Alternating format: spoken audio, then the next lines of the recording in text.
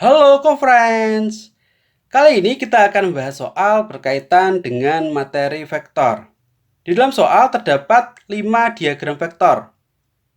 Ya, manakah yang menggambarkan D dikurangi C dikurangi B sama dengan A?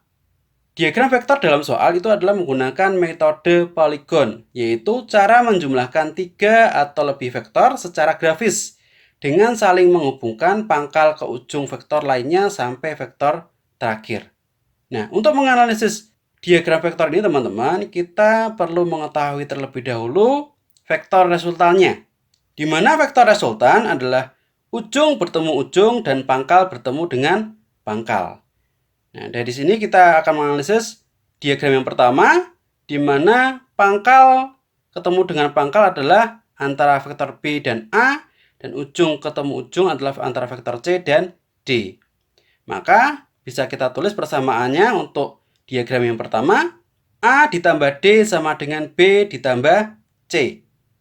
Selanjutnya kita akan analisis diagram yang kedua, di mana pangkalnya berada pada antara vektor A dan D, dan ujungnya adalah antara C dan D. Maka persamaannya adalah D sama dengan A ditambah B ditambah C. Maka diperoleh nilai A sama dengan D dikurangi B dikurangi C.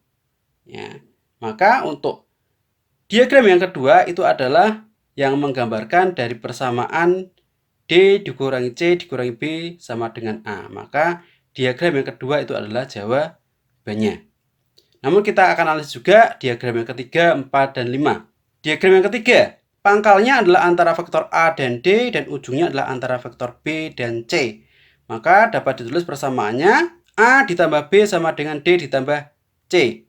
Diagram yang keempat, untuk diagram yang keempat, persamaannya adalah A ditambah B ditambah C ditambah D sama dengan 0. Kemudian diagram yang kelima, pangkalnya adalah antara vektor A dan B, dan ujungnya adalah antara vektor A dan D. Maka dapat ditulis persamaannya adalah A sama dengan B ditambah C ditambah D. Jadi, jawaban yang paling tepat adalah yang nomor 2 ya teman-teman, sesuai dengan soal. Demikian pembahasan dari soal ini, sampai jumpa di soal berikutnya.